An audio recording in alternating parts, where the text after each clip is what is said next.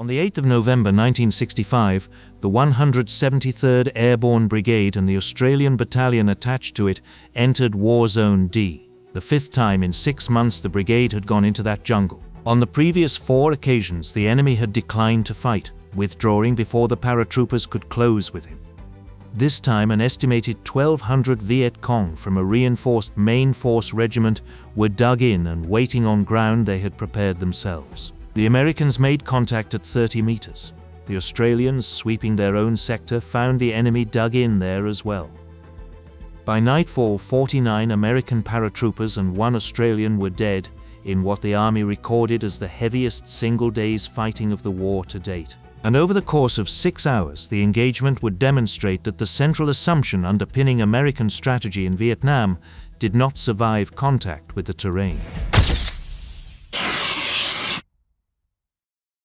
The 173rd Airborne Brigade was commanded by Brigadier General Ellis Williamson, and it was the first United States Army ground combat unit ordered to Vietnam, arriving on the 5th of May 1965.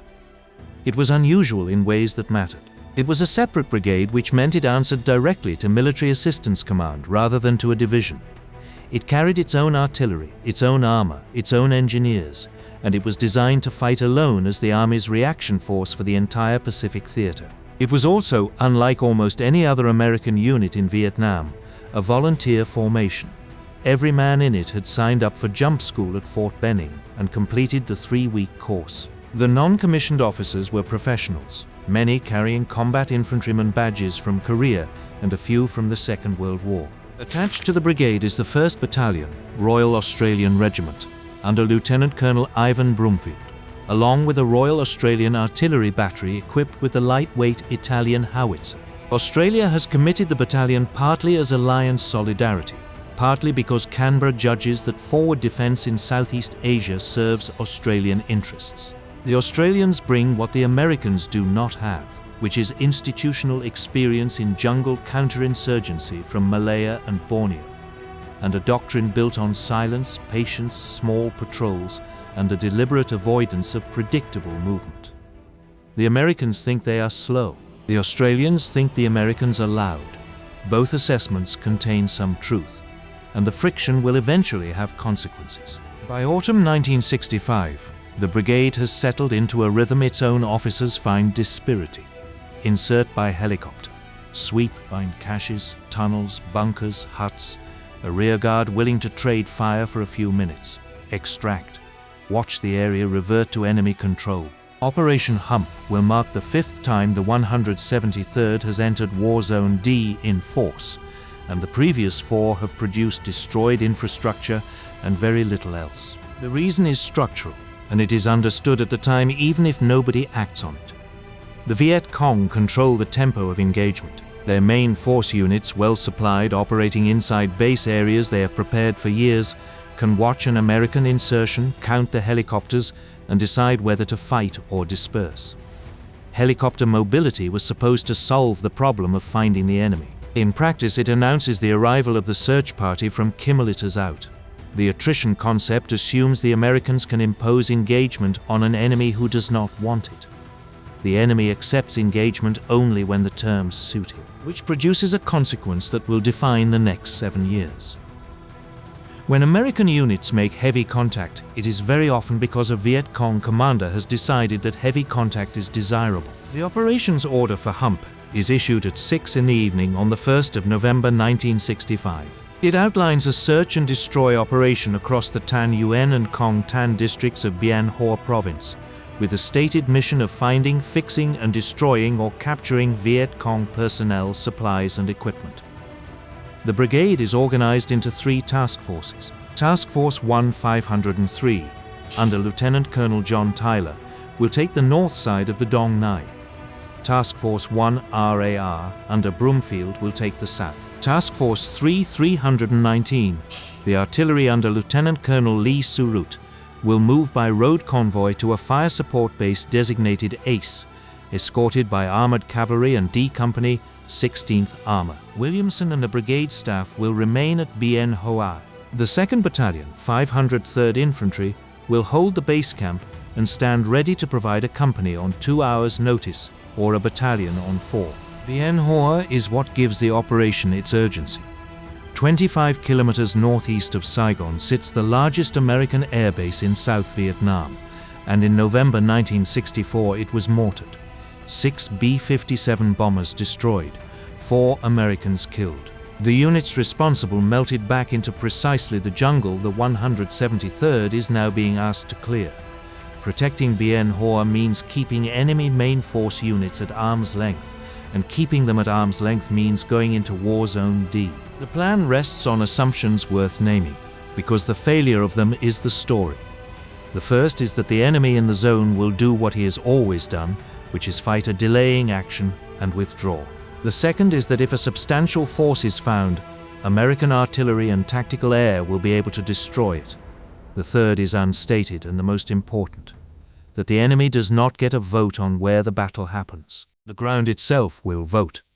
In the sector assigned to the American battalion, the landing zones are tall elephant grass and reeds, 6 to 10 feet high. As the unit moves west and northwest, the vegetation thickens to undergrowth around the stream beds that cuts observation to 5 or 10 meters. Beyond the streams it opens out, and observation improves to 50. The canopy overhead is thick and virtually without openings, reaching heights of 200 to 250 feet. Small hill masses dominate the avenues of approach. Cover and concealment, in the flat language of the after-action report, are excellent. That assessment cuts both ways, and only one side has had weeks to think about it. Operation Hump begins at 5:30 in the morning on the 5th of November 1965, when the cavalry crosses the start point to clear the route of march for the artillery. The guns reach position ace by 10 to 7 with no contact. The landing zone preparations are scheduled for 7:15 and are delayed by an hour and a half for bad weather. Then intelligence arrives reporting that 2 Viet Cong battalions are waiting to ambush the heliborne force going into the primary landing zone, designated Queen. The decision is made in minutes to use the alternate Jack. The 12 Air Force aircraft already aloft for the preparation of Queen are called down onto the reported enemy positions instead. 12 more are called up from ground alert to prepare Jack. Artillery and armed helicopters follow. The Australians go in at 9:30 and are down by 10:20 with no contact. Their artillery battery is lifted in behind them by Hueys, the UH-1 Iroquois that has become the defining instrument of American mobility in this war. The American battalion lands on LZ King at 1:45 in the afternoon, behind a preparation of napalm. Bombs cannot be used because the Australians are directly across the river.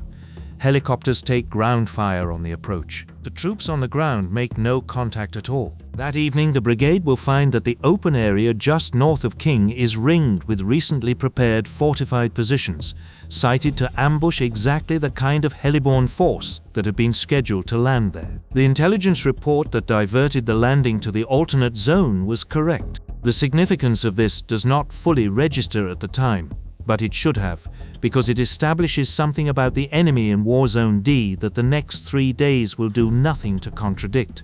He knows the Americans are coming, and he is preparing ground for their arrival. For 3 days, Hump produces what every previous sweep into the zone produced. On the 6th, the American battalion works from 3 company bases, sending out platoon patrols. 2 Viet Cong camps with trenches and tunnels are destroyed. 2 wells and a water point are found and destroyed. 3 booby-trapped huts are destroyed, and inside one of them are 2 Viet Cong gas masks. An observation tower is found and destroyed. Tear gas, approved by Military Assistance Command before D-Day, is pumped into a tunnel system. Nobody is in it. The tunnels are destroyed anyway. South of the river, the Australians take sniper fire without casualties, destroy a camp of 6 huts and a tunnel network, capture 5 Viet Cong, and in their heaviest contact of the day kill 3 more and take a claymore mine. On the 7th, the American battalion moves to a new base position and continues to search. A tunnel system is destroyed, a rice bin is destroyed, and the brigade makes a discovery that gets exactly 1 paragraph in the after-action report and deserves more. The stretch of the Ho Chi Minh Trail northeast of the confluence of the Song Bi and the Dong Nai, long reputed to be a heavily used Viet Cong supply route, shows no indication of recent traffic at all. The signs of usage that had appeared so clearly in aerial photography turn out on inspection to be rainwater erosion. It is a small thing and an instructive one.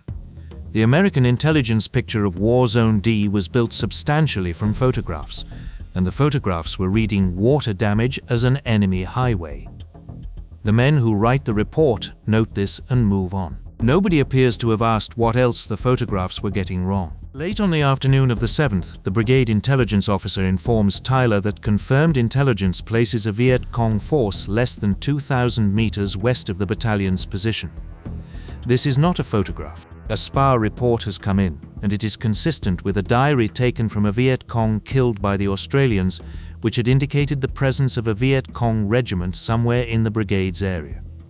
The same man had been carrying a plan for an attack on an outpost near Bien Hoa Air Base. Tyler sends small patrols out just before dark. They make contact, fix the enemy's position, and come back inside the perimeter. The stage, in the report's own phrasing, is set for the 8th of November. At approximately 8 in the morning on the 8th of November 1965, Charlie Company, 1st Battalion, 503rd Infantry, under Captain Henry Tucker, moves toward the position the patrols located the night before. The right flank platoon comes up on an enemy fortified area, and both sides open with small arms and automatic weapons at once. The initial estimate is a reinforced company, well armed, with machine guns and grenade launchers. Charlie Company deploys the rest of its strength forward, and as the fight develops, it becomes apparent that the estimate is wrong by an order of magnitude. The battalion revises it during the fighting, first to a reinforced battalion, then to a regiment. Documents taken later carry the designation C505, previously used as a cover number by a battalion belonging to Main Force Regiment 271. 4 distinct uniforms are observed on the enemy: green, khaki, grey jungle fatigues, and black peasant dress, which means the Americans are fighting main force and local force units together. The fighting is at what the after-action report calls eyeball contact, and in places hand-to-hand. It is being conducted in dense jungle at ranges the report elsewhere gives as 15 to 30 meters, which produces the tactical problem that will define the day and, in a sense, the war. The Viet Cong move to envelop Charlie Company's flanks. Bravo Company, under Captain Lowell Bittrick, is brought in from the northeast, and after a period of intense fighting, smashes through the enemy ring around Charlie and secures its right flank. Charlie's flank opens again almost immediately. Alpha Company, under Captain Walter Daniel, is committed against the enemy's left. Charlie continues working to break the encirclement. Shortly after noon, Bravo and Charlie consolidate. Only then can the supporting fires do their work. And the reason why is the single most important thing Operation Hump revealed. During the height of the engagement, the artillery of Task Force 319 and the Royal Australian Battery can fire only 6 missions. 6. Not because the guns were unavailable and not because the crews were slow. The report is explicit that the timeliness of artillery fires throughout Hump was excellent. They can fire 6 missions because friendly troops are too close to the enemy to permit anything else. Nearly 900 rounds go out on those 6 missions, and the artillery inflicts real casualties, but the constraint is absolute, and it is imposed by geometry. Air support runs into the same wall. 36 tactical air sorties are expended over the battle on the 8th of November, and they have to be employed in depth rather than close, hitting the enemy's rear while the forward edge is chewed up by American rifle and machine gun fire at conversational distance. When the companies consolidate and can finally bring air in close, the report records the accuracy as outstanding. The problem was never the aircraft. The battalion fights this way for 6 hours. The main battle ends around mid-afternoon, with sniper and machine gun fire continuing around the Alpha and Bravo perimeters into the night. The battalion command post, 1,000 meters east, is brushed several times in the darkness by Viet Cong withdrawing from the battle area. The consolidated results of the day, as the brigade recorded them, are these. American forces killed in action, 49. Wounded, 83. Missing, none. Captured, none. Weapons lost, none. Equipment lost, none. Australian forces killed 1, with 6 wounded and 1 missing and presumed dead. Viet Cong killed by body count 403, with 200 more listed as possible additional. 5 Viet Cong captured. The body count deserves the scrutiny it did not get. The figure of 403 was compiled on the 9th of November, when patrols went back through the battle area and counted 391 bodies in the immediate vicinity. The brigade's own report concedes that one area struck by artillery and tactical air, known to contain a concentration of enemy, was never accessed at all. It also notes that by the time the count was made, the Viet Cong had returned and stripped their dead of all clothing and equipment. So the number is an artifact of a battlefield that both sides had been working on overnight, and it was described at the time as the largest kill by the smallest unit in the shortest time in the war in Vietnam to date. That claim was almost certainly true. It was also, as a measure of anything that mattered, close to meaningless. The morning of the 9th of November presents a problem that no amount of firepower solves. There are 49 dead and 83 wounded on the ground, and there is nowhere for a helicopter to land. The canopy in the battle area runs to 250 feet. Through the night and into the morning, the paratroopers of the 1st Battalion cut a landing zone out of it by hand. Power saws are lowered to them from helicopters. They fell trees up to 250 feet tall and 6 feet in diameter, and what they eventually produce is a funnel, 250 feet deep, 80 feet across at the top. Army and Air Force pilots then fly into that hole to lift out the casualties, and the Air Force H-43 rescue helicopters use 200-foot cables to hoist men out where there is still no room to land.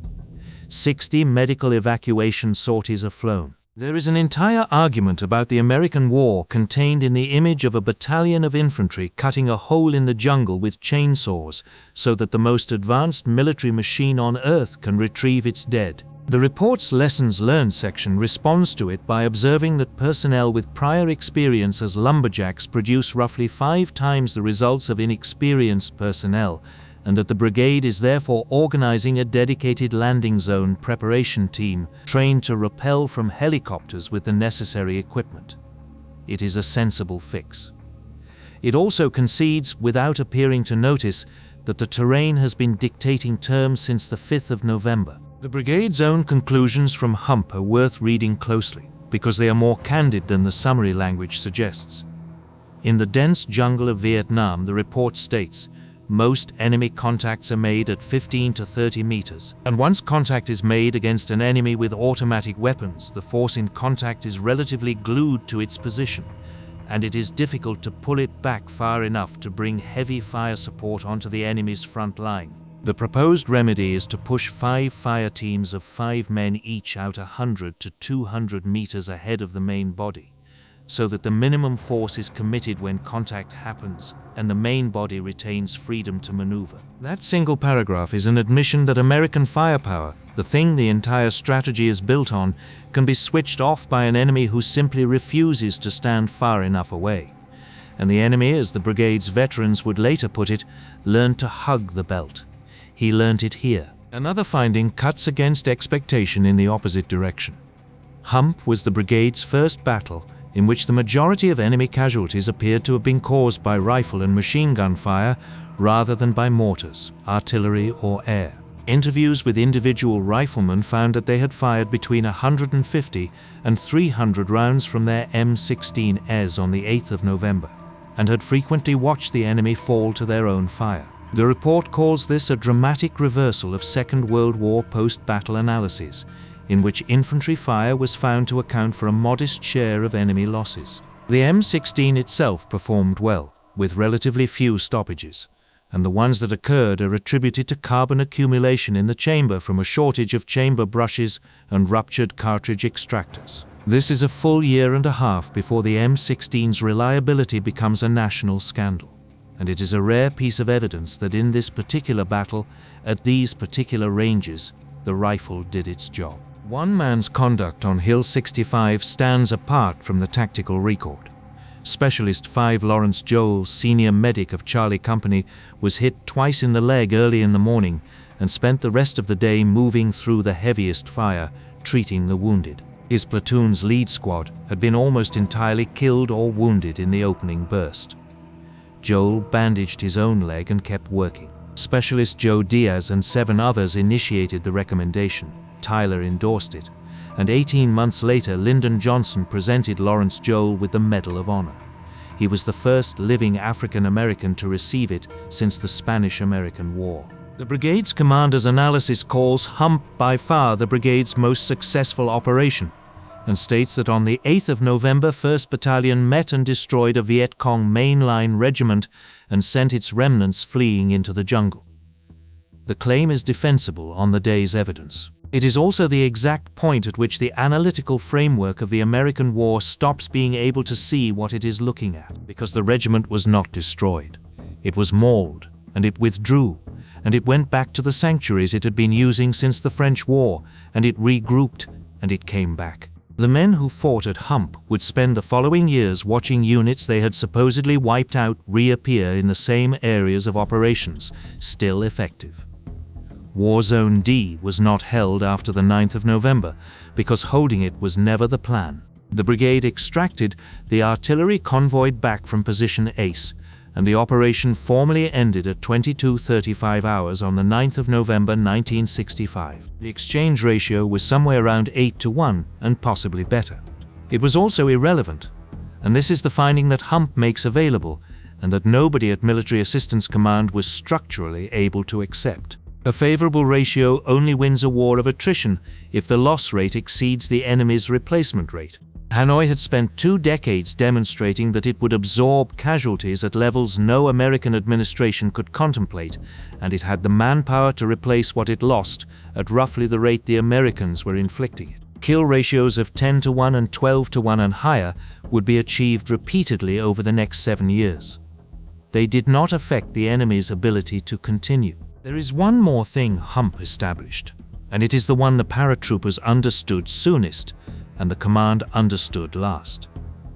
The enemy learned that he could cross an imaginary line into Cambodia and the Americans would not follow. He learned that when the fighting ended, the Americans would extract to base camp rather than hold what they had taken, which meant he could plan his next engagement in the knowledge that his rear areas were safe, his supply depots would not be raided, and any ground he lost would be handed back to him within days. He now had a working model of American strengths and weaknesses, and it had cost him a regiment to acquire. The Australians drew their own conclusions.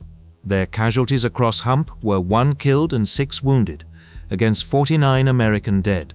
They had moved slowly, quietly, without preparatory fires, with flank security extending well beyond American practice. Whether that accounts for the difference, or whether the difference is simply that the prepared enemy position happened to be on the north bank, cannot be settled from the record, and the Australians themselves were careful about the claim. But their frustration with operating under American command and with tactical methods they judged unnecessarily dangerous contributed to the decision the following year to stand up an independent Australian task force at Nui Dat in Phuoc Tuy province under its own commander in its own area of responsibility. Hump was not the cause. It was evidence in a case they had been assembling since June. 6 days after the paratroopers extracted from War Zone D, the 1st Cavalry Division landed at a clearing in the Ia Drang Valley designated LZ X-Ray, and 5 days after that at LZ Albany. Those fights were bloodier. They involved North Vietnamese Army regulars rather than Viet Cong, and they were written into American memory in a way Hump never was. The pattern they revealed was the same pattern. The enemy chose the ground. The Americans came to him. The firepower advantage collapsed at close range in dense vegetation. The enemy withdrew intact across a border nobody was permitted to cross. Together Hump and the Ia Drang did something more consequential than either battle's tally suggests. They persuaded Washington that the war was now a contest between main force units and that the answer was more of them. American strength in Vietnam reached nearly 200,000 by the end of 1965, with another 100,000 already in the pipeline for 1966. The 173rd went into War Zone D 5 times in its first 6 months in country. It never held the ground it took, and neither did the 1st Infantry Division when it fought there afterward. The zone was still a communist base area in 1975. El Conecto, who commanded the 3rd Platoon of Alpha Company on the 8th of November, spent more than 20 years afterward not knowing where he had been. The flashbacks came in the late 70s. He knew there had been a battle. He did not know the name of the operation, or the name of the hill, or who he had been fighting, or how it had come out.